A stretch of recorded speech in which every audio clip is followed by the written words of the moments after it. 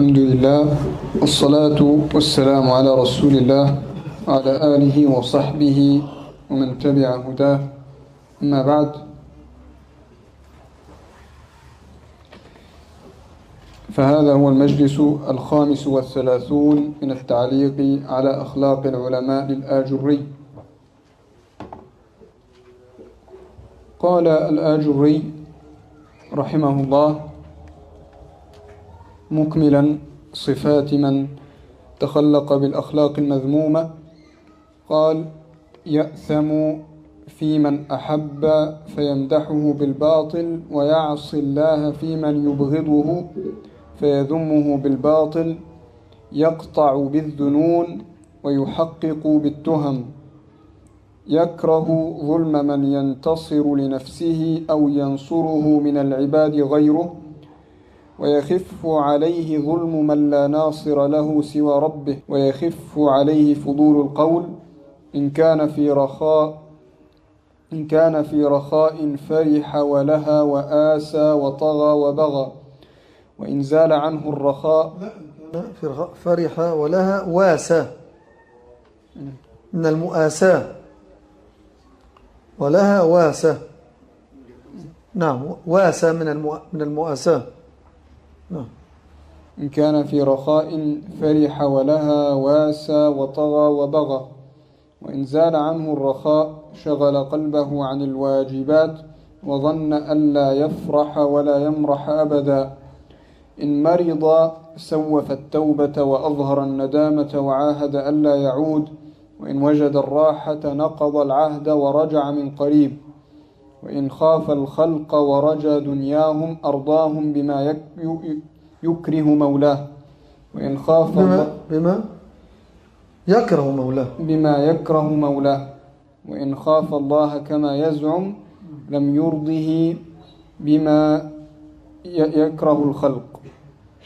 يستعيذ بالله من شر من هو فوقه من العباد، ولا يعيذ من هو دونه من الخلق من شر نفسه.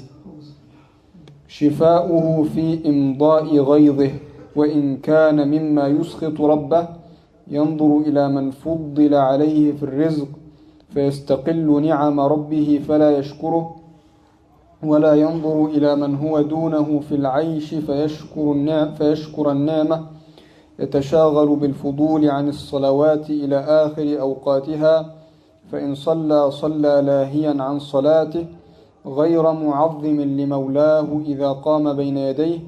إذا أطال إمامه الصلاة ملها وذمه، وإن خففها اغتنم خفته وحمده. قليل الدعاء ما لم تنزل به الشدائد والعلل، فإن دعا فبقلب مشغول بالدنيا. الله المستعان. يعني هذا الوصف وهذه الأوصاف التي ذكرها الأجرين تنطبق على الغافل، على عبد غافل ساهن لاهن، ليس قلبه حيا حاضرا. وهذه من صفات القلب المريض. القلوب ثلاثة: قلب حي، وقلب مريض، وقلب ميت. نعوذ بالله من القلب الميت. لذلك أنا أكثر دعاء النبي صلى الله عليه وسلم: اللهم يا مقلب القلوب ثبت قلبي على دينك.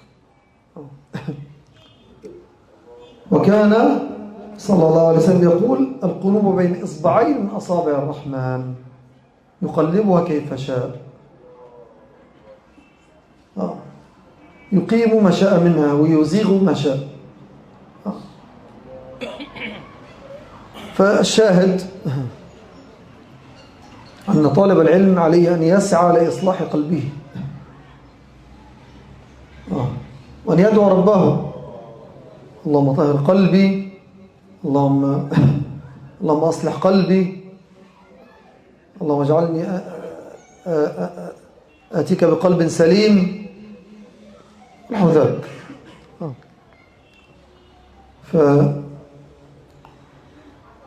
فالقلب سمي بهذا لتقلبه، فلا تأمن مكر الله يا طالب العلم. ولا تحسن الظن في نفسك، إنما أحسن الظن في الله. لكن عليك أن تحاسب نفسك وأن تسيء الظن بها، لكن دون أن تصل إلى حد القنوط أو اليأس من روح الله. نعم، تعترف بضعفك، تعترف بجهلك، تعترف بتقصيرك، لكن مما يدفعك إلى المزيد من العمل، لا إلى القنوط واليأس. لأن البعض يعني عنده غلو في هذا الباب أو تفريط. فالحذر كن على الوسطية، كما قال صلى الله عليه وسلم ووصى: القصد تبلغه. عليك بالقصد في كل أمورك، التوسط. كذلك جعلناكم أمة وسطا لتكونوا شهداء على الناس ويكون الرسول عليكم شهيدا. تفضل.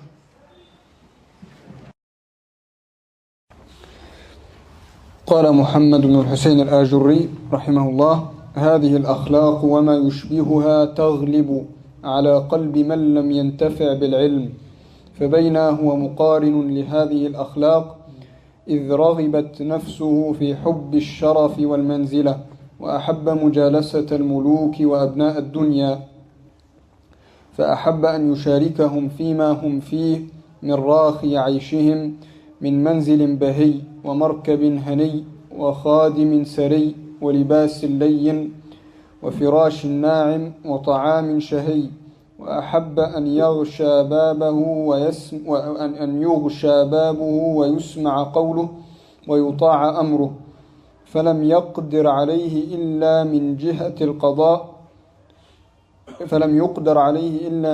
القضاء فطلبه، ولم يمكنه إلا ببذل دينه فتذلل للملوك ولأتباعهم وخدمهم بنفسه وأكرمهم بماله، وسكت عن قبيح ما يظهر من مناكير على أبوابهم وفي منازلهم وقولهم وفعلهم، ثم زين لهم كثيرا من قبيح فعالهم بتأويله الخطأ ليحسن موقعه عندهم.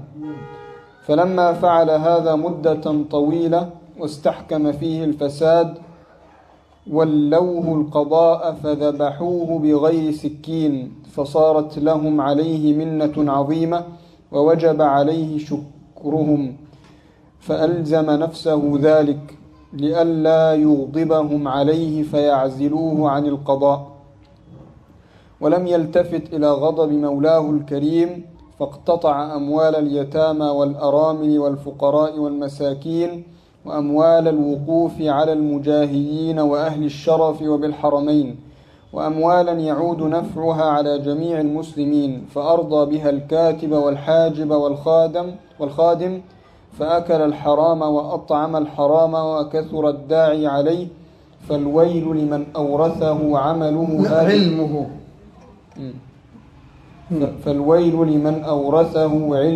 هذه الأخلاق.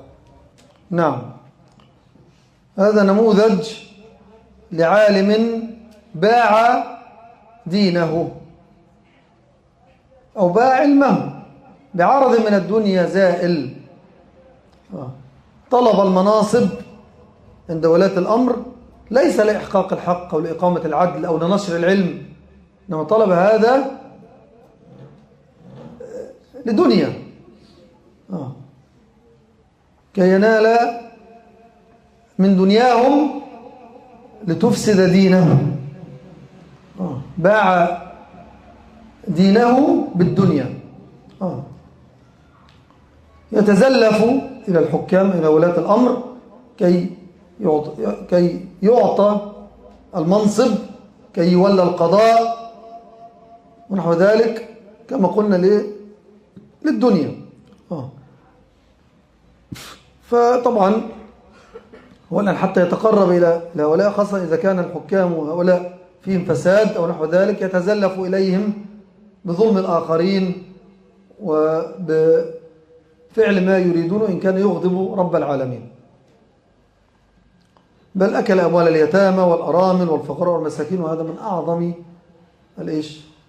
الخبث. للأسف قد نجد في زماننا بعض هذه الصور للأسف، لكن أخطرهم الذي يتولى هذه المناصب لنصرة ما هو عليه من بدعة وضلال، وللطعن في المتمسكين بالسنة أو محاولة إبعادهم عن عن مواطن الدعوة. هذا أخبث وهذا أشر. نعوذ بالله من شرهم جميعا. نعم. وصلى الله على محمد وعلى آله وأصحابه وسلم.